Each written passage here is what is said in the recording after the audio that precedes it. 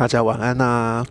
現在看到我在車上開始我們的影片的開頭，大家是不是就猜到我們今天要拍攝的主題是什麼啦？對，我們今天又要搭星宇航空的頭等艙啦。目前星宇航空是我們台灣唯一有一間國籍提供這個頭等艙服務的航空公司，那也提供了這個良好的這個地面的運輸，所以就是還會從家裡面然後接你去機場。前面有拍過好幾集星宇頭等艙了，不過那幾集的話我們都是搭短程線，那今天很特別，對，現在是晚上7點多。我們今天要搭的是長程線，而且要搭的是星宇的旗艦航線，所以大家可以期待一下我們今天的開箱內容。那我們先說一下，順便我們影片上一集拍的時候，那個時候的是跟現在不太一樣。一開始的星宇頭等艙的話，你可以使用這個寰宇通關的服務，它會再用專車把你接到頭等貴賓室，然後做使用，然後再上飛機，整個流程是大概長這樣。那但是後來星宇有做一點調整，就是說貴賓室的部分，寰宇的貴賓室跟他自家頭等貴賓室的話，那頭等艙的旅客的話，只能就是2擇1。所以現在的話，就是出境的部分的話，現在是2種選擇，對，2種選擇。選擇1的話，就是要走寰宇通關。那要走寰宇通關的話，就是不用排隊，那就使用寰宇通關裡面貴賓室的那些食物跟設施，就會直接從寰宇通關用那個高爾夫球車把你載到那個登機口，就直接登機了。你用了寰宇通關的話，就不能用星宇自家的頭等貴賓室。那第二個方案就是像我今天選的方案，我今天選的方案是專車呢會把我送到就是第2航廈，平常大家就是check in的地方，然後我會在星宇的頭等艙的櫃檯去做 check in， 然後 check in 之後，然後就會有個專人陪我，就是走到那個星宇頭等貴賓室，就是不走寰宇通關。我們可以順便去吃星宇這一季的限定，就是這一季現在是請客樓嘛。那這個星宇頭等艙不會只有拍1集啦，我是來回嘛。這個旗艦航線當然有很多特殊之處，所以我們應該至少會有3集吧。所以我們今天第1集 EP1，我們就先來看那個星宇的在2航廈自營的頭等貴賓室，還有請客樓的餐點。对，那我現在在車上，那就從這個專車開啟我們今天美好的旅程。星宇航空 A350-900頭等艙。那順便跟大家聊聊，現在今天是2026年的1月12號。對，那在這個時間的話，其實大家都非常的期待，張董已經把第1架的 A350-1000就是已經接回台灣了。那目前已經是說，可能會去新加坡航空展晃一晃，回來之後，農曆年前350-1000的首航應該會是東京。對，那但是350-1000的首航的話，東京我覺得就比較沒有太多的特色，是因為350-1000目前機艙內的配置的話，長得跟350-900是一模一樣的。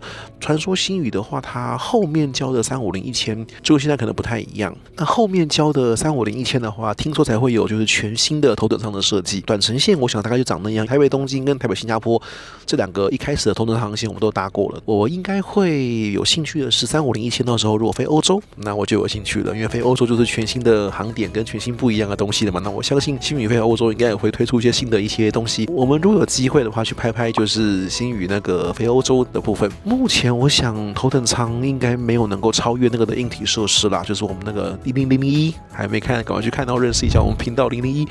那一集的話，就會讓大家看到就是 35K 真的是個非常優秀的一個機種。對，所以我們也期待星宇的 35K 新頭等艙設計會有什麼多厲害的東西。那我們現在就在這個賓士上面，這個接送的車子非常的不錯，我們就舒舒服服的休息一下，準備前往桃園機場嘍。好了，我們快要抵達機場嘍。第3航廈希望真的可以早點蓋好，要不然桃園機場現在真的是太繁忙了，尤其今年星宇跟華航都要進好多新飛機啊！感謝機场接送的大哥，這趟旅程非常的舒服，我們大概花了正常時間大概就有40分鐘，我們就已經到了桃園機場第2航廈嘍。好，那我們準備來找星宇的櫃檯 check in。這是今天帶我們來的車子，對，是這一台。所以今天這是一台賓士。那我現在正式到機場，要展開我們今天愉快的旅程了。星宇頭等艙旗艦航線體驗第1站，頭等貴賓室 ，Let's go！ 那我們現在就到第2航廈裡面了。那一進來，當然右邊就是長榮主場嘛，然後左邊是華航，所以華航、長榮2個國籍在正中央。其實啊，如果是我啊，假如我是長榮的話，我可能不会選擇去搶第3航廈，我會爭取把第2航廈有更多的使用權，因為所有航班在同一個航廈，其實運作上面還是比較方便。現在第2航廈長榮都在那邊獨自運作嘛，如果他不要搬去3航，他把2航整個吃下來，讓2航變成長榮獨家營運，其實也很棒。那星宇的櫃檯的話，就要往左邊走，右邊全部是長榮的部分，所以星宇要往左邊走，過了華航之後就到啦，在9號櫃檯這邊，這是晚上的時間。好啦，這是星宇的符號到了，頭等艙就在這邊，這個地方就在等着我們 check in 的人了。所以我們現在就來到星宇的 check in 的櫃檯，在這邊。主場還是有主場的樣子啦，有一個 first class 的地毯，然後有一個專用的 first class 的 check in 的櫃檯。不過今天晚上的話，頭等艙的旅客好像似乎就只有我跟我同行的旅伴，等下我們會有個神秘嘉賓登場哦。好，我先辦 check in， 我們再來等我們神秘嘉賓。好啦，我們後面這個頭等艙旅客專屬，星宇都會準備這個行李的箱子，有一個上面寫的 first class 的這個箱子。所以頭等艙的行李的話，他们会另外裝到這個箱子裡面，讓行李完好無缺。所以我們等一下行李呢，就是過磅之後，就直接裝到這邊，然後帶上飛機啦。所以現在這邊地勤人員正在處理當中。好啦，我們今天這位同行的旅客是年輕40歲的阿土伯，所以行李過完安檢之後，就會有專人在後面把你的行李打包進這個頭等艙行李專用的這個箱子裡面，然後他們另外的運送。好，這是關於 check in 的行李細節。好，那我們現在就要去準備過安檢嘍。那就會有一個專人像這樣帶我們去貴賓室。那現在就是寰宇通關跟這個自營貴賓室就是2擇1，所以我們今天選自營貴賓室的話，就是這個流程跟上次流程不太一樣，所以幫大家介紹一下這樣最新的星宇頭等艙的流程嘍。好，我們現在已經過了通關的地方了，那所以我們現在要往星宇自營貴賓室，所以就會有一個人就是陪着走過去這樣子。對，那貴賓室的話在A 租的這一側，等一下的登機門在 B9， 等一下就是從星宇的2航自營貴賓室，然後走到登機門的話，他說大概要走20分鐘，也好啦，走路散步，對啊。不過現在桃機就是這樣，桃機真的是會爆炸，就是今年星宇跟華航如果進來這麼多飛機，我看桃機真的第一個會陣亡，就是現在多那8個門其實用處不大，因為3航廈沒有好，還是要從2航廈進出，這2航廈進出真的會排到死掉。然後3跑道沒有好，還要等到什麼2030還是2032？現在目前我覺得白天的班機，我自己這幾趟出國旅行，我覺得班機延誤的情況，我覺得有變嚴重，因為飛機就是太多了。那也有些外籍航空公司想要申請新的航線或新的 slot， 目前全部擋住，因為桃機目前的政策是本國籍優先吶，光本國籍自己搶就已經爆炸，就是光華航跟星宇搶。然後像今天我們要搭飛機的今天，又傳出偉大的長榮要飛華盛頓了嘛？長榮真的太厲害了，就要飛華盛頓。在疫情前，國泰是有飛華盛頓的，但是疫情之後，國泰就收掉了。或許華盛頓這個點啊，長榮用7879會比當時國泰用35K要合適啊，因為35K太大台了，國泰沒有這種 long thin route 可以去飛的 aircraft。長榮用7879，我相信成功幾率比較大，而且華盛頓 IAD 本來就是星盟的 hub， 對，所以長榮 good job 很厲害。國泰趕快加油啊！國泰的北美航點這樣真的是輸了，這 IAD 也開不出來，被長榮搶先了。國泰西雅圖1周4班，長榮的旺季都快要1天2班了。國泰加油！所以等一下我們要從 A 租，因為桃機是 A 租一側 ，BC 一側嘛，所以我們等一下要從 A 租這一側要走到 BC 那一側，而且還要走到 B9，因為我們現在這邊穿過去的話會是 C 嘛，桃園機場就是2航廈 C 租嘛，所以我們等於是我們不但要從對角線穿過去，還要從2航走回1航，史上最遠的位置。所以回到我剛剛在一開始跟大家說的啊，就是如果我是長榮，我不会去搶3航，但我會要求我要拿到2航 C 租這邊的大量使用，因為長榮現在有很多航班要使用 B 那邊的 gate， 航班集中，其實我覺得會更方便，不一定非得搶新的才好。不過客家可能思考不一樣啦。好了，那我們現在前面就是星宇自營貴賓室。那我們給大家上過1航廈，1航廈那一間就只有商務，那頭等的話就要來2航廈這一間，所以我們先來看2航廈這間頭等嘍。好，我們現在就抵達星宇在2航的自營貴賓室，這裡有商務區也有頭等區。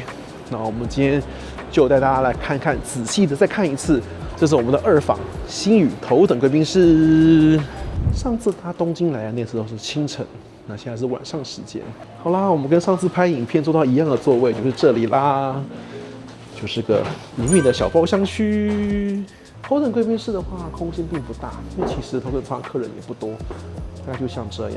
上面是一個開放式的區域，我覺得香氛的味道有改變，有比之前香氛的味道，我覺得要濃一些。裝潢還是很漂亮的。然後這邊就是廁所的部分，上次給大家介紹過了。還沒看的話，可以看我們上次星宇那一集哦。我這個小包廂的話，拉門是可以拉起來的，所以拉起來之後就會像這樣。就真的是变成一個獨立的小包廂空間哦，對，小包間。那剛剛一進來，他就幫我們先上了這個迎賓的這個飲料跟這個毛巾。好，我們來用一下嘍。這個熱毛巾沒有香味，扣分。不行不行，這個頭等貴賓室毛巾應該要有香味。好，那這個茶我們來看看什麼東西啊？哦，茶是冰的，甜甜的枸杞、紅棗、冬瓜那樣子的味道。好了，那我們就要來先看菜單了嘛，對不對？因為這個新宇就是這個吃的準備的很厲害，所以我看看他現在給我們什麼吃的東西，我們來看看啊。現在這一季的合作當然就是請客樓，那請客樓其實一直是我很喜歡的一間餐廳，就是台北喜來登嘛。這邊的話，大部分東西都跟商務那邊是一樣的，所以我們先講一樣的部分，就是那個油票 biang biang 麵。這個的話呢，我們就可以來跟我們在國泰的 Bridge 吃到的東西比一比了。元龍海味餃就是蝦了，然後素餃。然後再來就是他們家最有名的麻油雞飯，然後砂鍋四神湯。請客樓的湯很厲害，然後那個如果真的去現场吃的話，一定要吃它那個砂鍋一品雞，還有花椒版本的超棒，桂花芝麻湯圓。那頭等有什麼不一樣呢？頭等只多一道菜，多這個蘋果木煙燻牛肋排，這是他們家的名菜沒錯。所以我們大家可以試試看它跟請客樓的還原度有如何，因為請客樓我還算蠻常去吃的，所以口味應該可以判斷。那跟商務艙那邊一樣的，當然就有嘉義雞肉飯。然後番茄意大利麵，然後牛肉小漢堡、和風豆腐堡套餐，這都是一樣的。那這邊一樣多一道就是鰻魚玄米茶泡飯，對，所以這個我們也點了一份。所以頭等跟商務這邊的話，頭等只有多2道不一樣的餐食。我覺得只有多2道不一樣的餐食是有一點少，只能說這邊可能把商務做得太厲害了吧。頭等就顯得好像沒那麼特別。再我們看看酒單部分，威士忌啊，然後烈酒是都有的。紅酒的話2支，一支是 Napa Valley 的那個美麗莊園，然後另外一支是中央海岸的黑皮諾。白酒就是有 Cloudy Bay， 然後有那個 Napa Valley 的 Chardonnay。香檳是某 A。酒單部分其實真的，以头等跟冰生來說，这個酒單是有一點弱，就是香檳只有某 A 而已，對，然後還有個氣泡酒樂華酒莊，貴賓室特調有4款調酒，所以果茶潘趣，然後特選茶費士，然後清酒調的，還有經典調酒。那他剛好特別介紹我們說，這一季還有個特色，是他們跟台中的一個有名的飲料店叫吃茶3000的這個特色飲品。他說這個是他們這邊現做的，對，所以他建議我們各來1杯，所以我們就1人1杯，等下會來2杯吃茶3000的水仙桂花蜜跟鮮果百匯，我們也來試一下。它還有杏仁飲啦，還有存在，這都是一定有的。那個商務那邊也有，對，然後再就是一些茶的部分。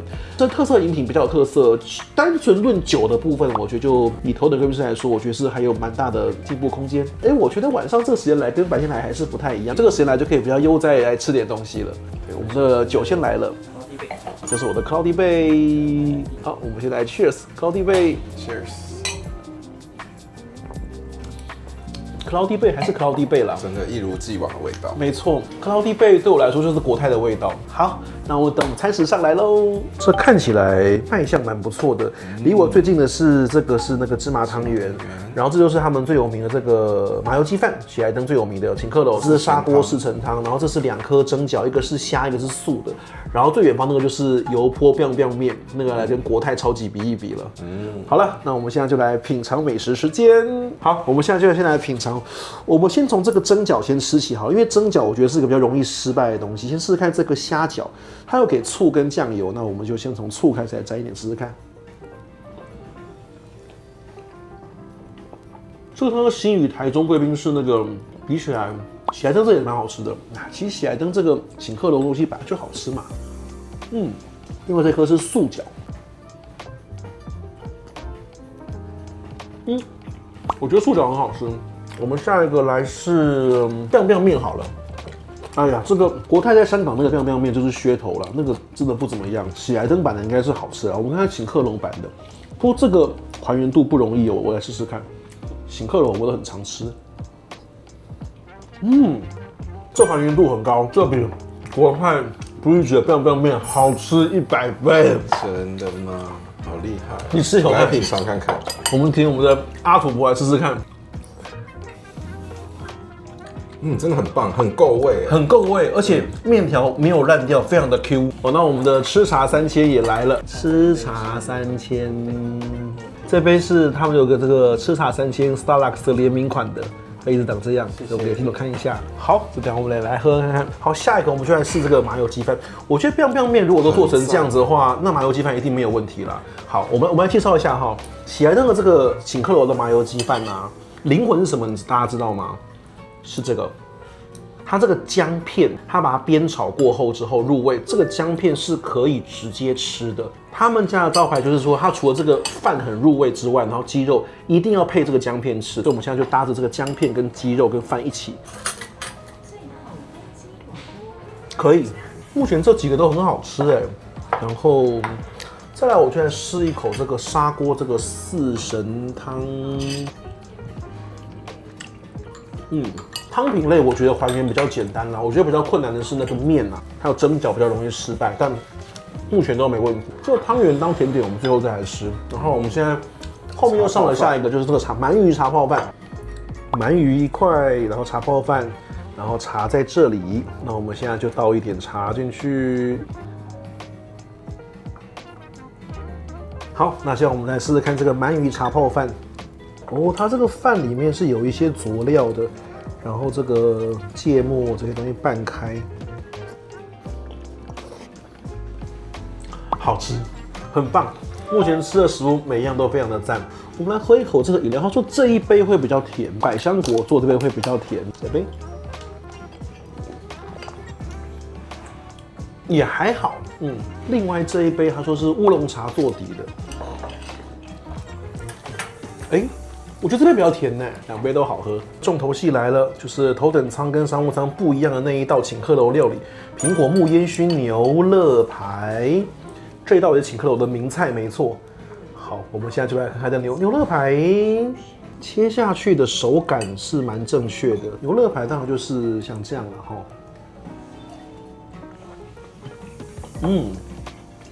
這一道還原度也很高，它是全熟，可是它不會老，不會韌，很 Q， 就跟請客樓一模一樣啊。請客樓畢竟是米其林星星料理餐廳，而請客樓真的是好吃啦。對，那今天這料理其實都很成功啦，兩個頭等特別有的牛肋排跟這茶泡飯都不錯，其他請客樓也都很不錯，所以如果你有搭星宇商務艙的話，走來二航吃一下請客樓套餐，我想你不會後悔的。同行的阿土伯也覺得很好吃，好吃，可以值得體驗。吃下一個這個湯圓，桂花的這個芝麻湯圓，那我們來試看看哈。湯圓是蠻大顆的，不會很甜，桂花調的剛好，芝麻湯圓也很好吃。我覺得晚上來真的跟上次清晨來不一樣，因為上次搭東京那一次或新加坡都是一大早，其實一大早也吃不了太多的東西，而且早餐的東西。那今天的東西，我覺得真的就蠻有水平的。但我覺得有點跟卡達的困境一樣，它有點把商務艙那邊的食物做得太厲害了。就是那請客樓菜單，除了牛肋排之外，其他一樣放在商務艙的話，我覺得真的打遍天下无敵手。尤其一定比那個二航廈主場的那個某球貴賓室要好吃太多了。因為如果你有商務打商務的話，那這邊給的這些東西真的會比我就不好意思點名了啦，差蠻大一截啦。就是因為畢竟商務艙貴賓室你就不能用的 Garden 去比嘛，某種程度跟卡達一樣，變成商務座太頂之後，頭等這邊反倒你會覺得相對起來會感覺它好像就没那麼特別，不像一般航空公司，你說像日航啊、像國泰或新航，它基本上那個頭等跟商務那個距離是非常大的，所以。這也很呼應最近的時事啊，因為最近有某位藝人嘛，就是搭了星宇頭等艙，然後就在有爭議頭等艙廁所是不是頭等專用那件事情。我覺得這也就是星宇目前的一個比較麻煩的一個定位啦。雖然叫 First Class， 不過其實從它硬體上面來講，上次我們在那一集星宇給大家拍過，給大家講過，就是說它其實比較有點類似豪華商務艙的硬體啦，因為畢竟沒有那麼獨立，軟體真的是很厲害。不過如果要我這樣講的話，我會覺得剛剛那本 menu 啊，如果是拿掉那兩道菜放在商務的話，我覺得是頂到不行，就是真的是一定比國體兩家，然後甚至比國泰在香港那間的 Pier 的食物，我覺得真的都還要好。這些星級料理真的是非常好吃。但你如果頭等只有多2道餐食，那比起来头等跟商務的那個距離，我覺得就真的太小。可是头等跟商務的票價不是只有差這樣，是差這樣，這個差距我覺得就真的是比較小。對，所以这是我個人看法啦，僅供參考。我覺得還是秉持我上一次給大家拍星宇的那個論調了。我覺得航空公司願意經營頭等艙，願意投資頭等艙，我覺得我們都要心存感謝，因為頭等艙一定不是一個賺錢的產品，就是非常困難。像今天晚上，对，當然這可能是特例，我不知道。但今天晚上星宇有這麼多班機嘛，哈，晚上有 Ontario 啊，有洛杉磯啊 ，SFO 啊，然後有西雅圖。那我不知道今天有沒有鳳凰城嘛？不過一天最後5班。那359就有20個頭等艙位置嘛。今天晚上所有星宇頭等艙就只有我們2個客人，其他班機的頭等艙通通沒有半個位置，都是 F4啦，就都沒有賣出去。經營頭等艙真的是非常困難的事情，尤其在沒有聯盟的澳元之下，真的是很困难。對，除非你用另外一種策略，大韩航空就很妙，他把头等的票價定位定在一個很合理的價格，那它的頭等也都是你任何時間買都是一樣價錢，它只有望日特別加價，其他時間的話它永遠都只賣 F 艙，然後價格都是一樣的，但它價格是很合理的。仁川到洛杉磯來回就是賣20多萬而已。那你知道我們的某球航空公司有時候商務艙歐洲的旺季也會賣到17、18萬嘛？沒錯。那大韓的頭等艙只有賣20多萬而已哦，它定在一個很合理價格。然後單程的話，首爾出發就是12、13萬而已。對，你沒有聽錯，頭等艙哦，不是商務哦，頭等哦。大韓它用這種方式的話，就可以確保它頭等艙是真的可以賣出去。這一趟我一直都有觀察，大韓的話，像今天晚上同樣班機，仁川到 LX 一天2班，有一班頭等是全數賣光。那大韓是不放里程票的，所以呢全數就是現金票完全賣光，要麼就把頭等價格做到合理。可是我覺得台籍現在困境是，台灣出發的商務艙的價格真的太貴了，我也不知道怎麼解法。總而言之就是星宇目前我覺得真的是很辛苦，因為他頭等艙的這个票價，我覺得能接受的人真的是不多，就是所以賣票的狀況至少我看起來並不是很好。頭等跟商務都是，目前頭等跟商務的話，如果以貴賓室來說，我覺得那個差距是小的。機上的座位上次我給大家介紹過，那個差距其實也沒有到很大。我覺得只能期待35K 的新的 version， 看新的頭等能不能真的跟商務完全不一樣。如果弄出個像日航35K 那種頭等產品，那我覺得你賣這個價錢，我覺得就會有人願意買單了。好啦。那我們現在這個時間，我們還是來去把那個淋浴間給大家轉一圈，看一下，看看它淋浴間的東西長什麼樣子哦。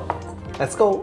那如果以今天的話，沒有什麼客人的情況之下的話，這個吧台真的是很悠閒、很清幽啦。對，然後坐在這邊，你看喝杯調酒，其實也是很舒服的。好，那我們現在就來去看看淋浴間的部分。這貴賓室的空間是不大，有點比較類似一個 exclusive 的一個休息的空間啦。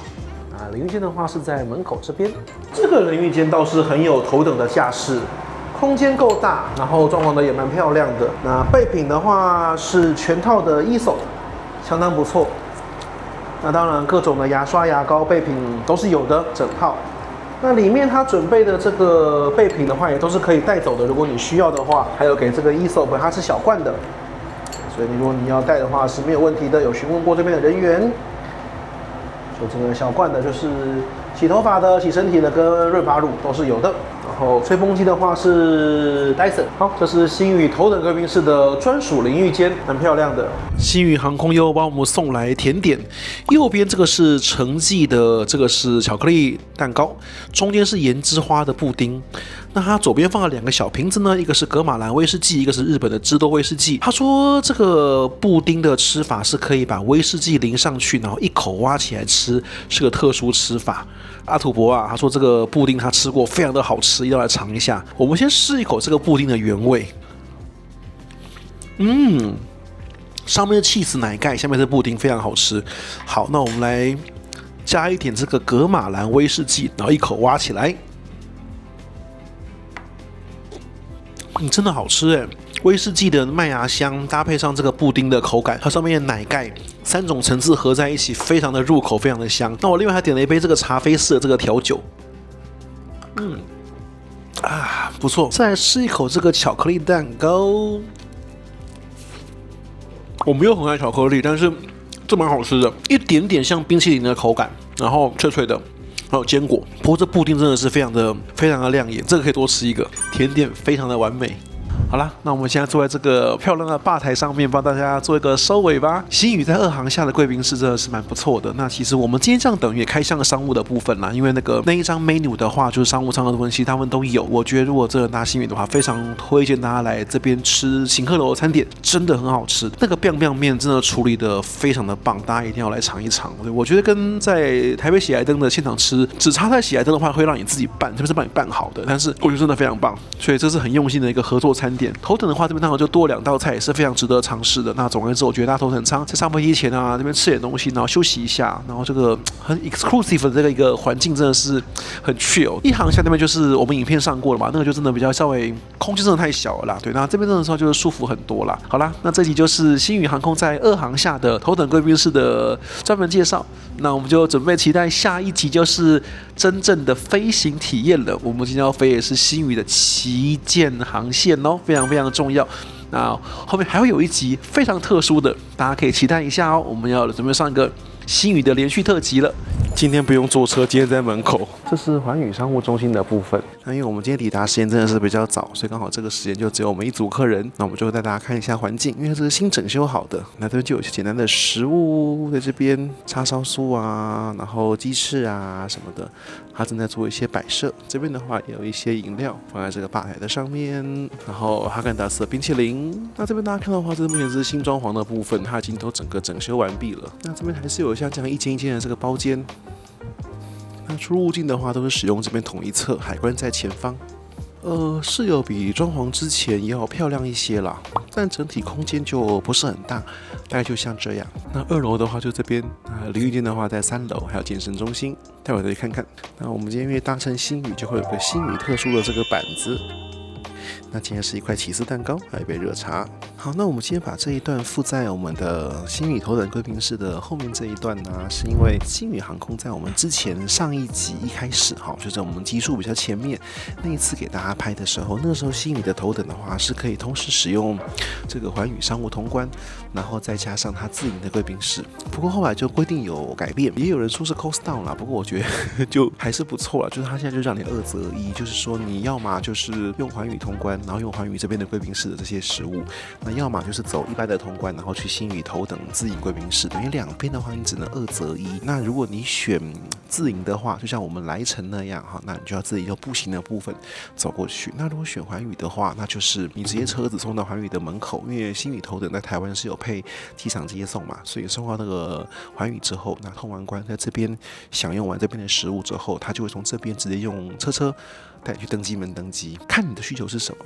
好，我們先看一下這邊的餐點。好，那我們先喝一口他準備的這個茶，然後我們再吃一口這個星宇這個起司蛋糕。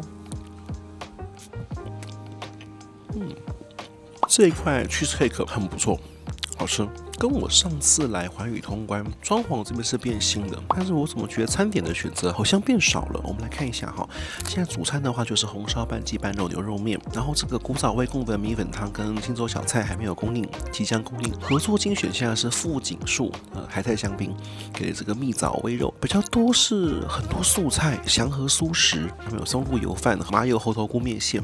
然後連素食料理還有就是都有，清燉牛肉麵目前暫停供應，小籠湯包就這樣沒了。所以這邊的話看起來食物選擇比較少，我想2邊就取向不一樣了哈。如果你今天真的想吃一頓不錯的，像我們影片前半段，很明顯星宇頭等貴賓室好非常多的哦，那個請客樓真的是印象很深刻。但你如果就希望就是輕鬆簡單的旅行，然後你也沒有太在意吃，你就想要就是享受尊榮通關，然後不想走路，那就比較適合環宇這一邊，因為環宇這一邊的話，就是它就會有一個人幫你從頭到尾都弄到好，無腦的只要跟着走。那像我們今天剛剛拍的那段前面段是回程的話，因為回程就只能選這裡，對，回程就沒有貴賓室了嘛，那所以他就在登機門口，他們會用車子帶你到環宇通關。那只是我們今天剛好 gate 口在 D2，就在環宇的門口而已，所以車子也不用坐。那一般的話，像上一次下飛機之後，就還要再搭一段車子，然後再到環宇這邊來。對，那今天的話就不用，他就在門口而已。好，那我們就點一點食物之後，我們去看一下那個淋浴間。我們今天到的時間真的是非常早，所以他剛剛還在準備，現在準備好了，我們一起來看。這邊有一個辣雞翅，然後有一個蟹殼黃。還有一個海鮮卷，這是3個算港點的熱食部分。然後這邊就有這個鰻魚的玉子燒，有藜麥的洋芋沙拉，有鮭魚的三明治，有綜合的冷肉盤，還有起司盤。那湯的部分是這個巧達濃湯，最後是這個蝦仁燒麥。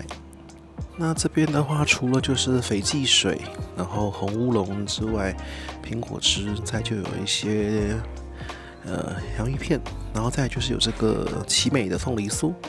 我們剛剛點餐的部分啊，菜單上面他說現在蜜棗煨肉沒有，所以現在其實他單點食物裡面現在能點的就只有小籠包跟牛肉麵，然後就是素菜沒有了。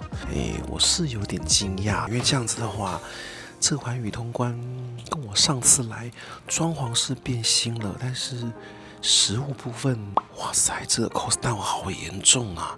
因為上次我們來的時候，大家可以看上次星宇的，就是上一集的影片，那個時候的環宇通關，就是那個自己阿拉卡特那個點菜的部分，我記得餐點選擇至少還有什麼粥啊，然後麵還有好幾種，那時候可以點的食物起碼也有個7、8種跑不掉。現在不是，現在是單點食物能點的只有牛肉麵跟小籠包沒有了。之前沒有自助餐台，現在多了自助餐台，但大家也看到嘛，那是自助餐台上面的東西，就是跟我們一般平常在一般貴賓室常見的東西其實差不了多少，就可能多了個蟹殼黃，然後那蝦仁燒麥就是你會在松山機場的那種貴賓室你也會看見的，這個我有點驚訝。對，那今天就是我希望，因為大家如果搭星宇頭等啊，都會面臨到這個2擇1，所以就是在這集影片剛好我們前面跟後面，就是前面是星宇頭等貴賓室，後面是這個寰宇通關，那給大家一個服務的體驗的比較。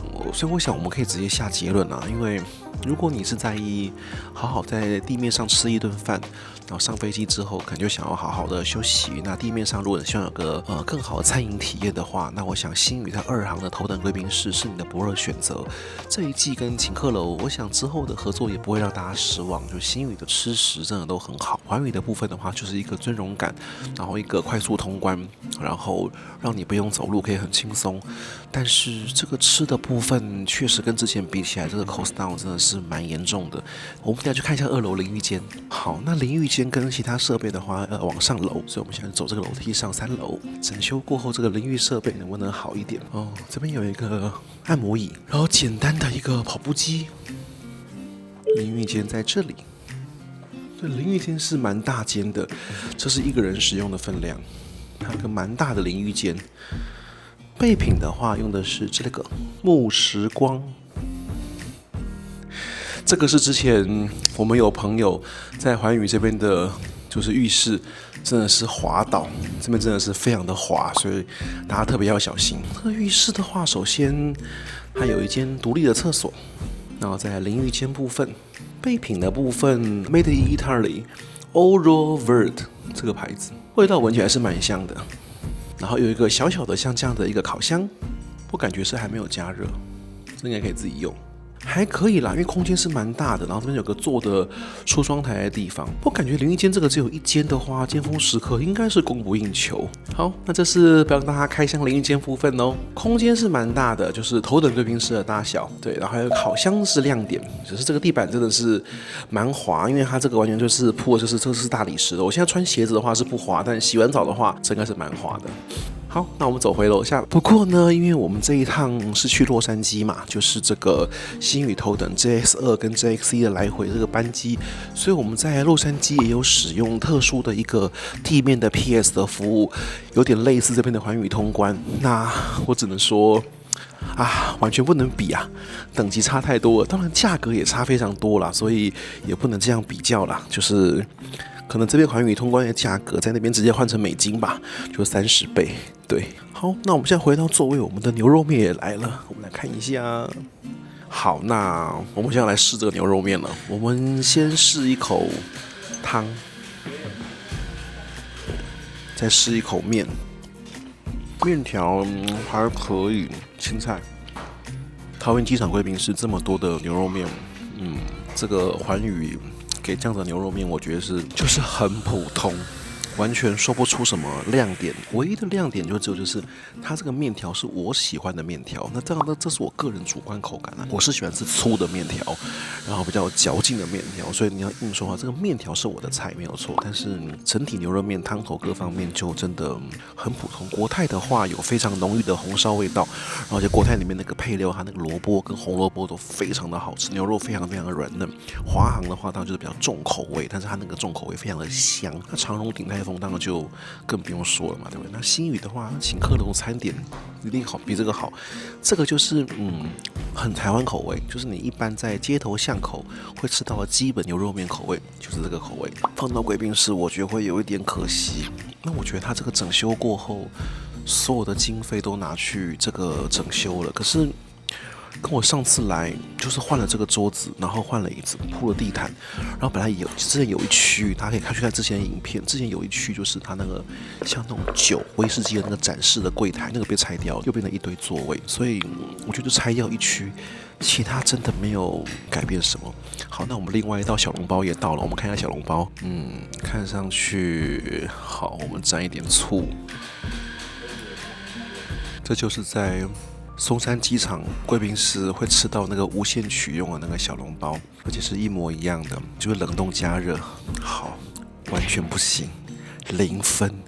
哦，整趟旅行就是星宇的體驗裡面，我覺得這個部分是最糟的。這裡餐飲可以說是完全沒有亮點，唯一亮點可能就是那個哈根達斯。那這個的等級應該就是跟那長榮 Star、長榮一份的提示一樣的，就是那樣子的貴賓室而已。它多的就是快速通關，然後跟高爾夫球車載你去登機口，就這樣。它食物真的沒有亮點，所以在意吃食的一定要記得選星宇自營頭等2航廈貴賓室，對面吃食超讚。好啦，那這樣子我們的後半段這部分也結束了，就這一集前面是星宇2航頭等，後面寰宇讓大家有個2擇1的選擇的一個 guide， 那大家就自己選擇自己所需要的咯，因為每個人需求不一樣，或許你不在意吃，你在意就是快速通關，那這邊或許是你的首選嘍。在這邊跟大家說再見，那我們就下一次還有蠻多，今年2026有蠻多頭等艙旅行的，再跟大家好好的分享哦，拜拜。在飛機上喝到這個麻油雞湯，真的是好享受哦。相當不錯哎，肉質非常新鮮，非常 Q 彈，醬汁調的也很好，很不錯。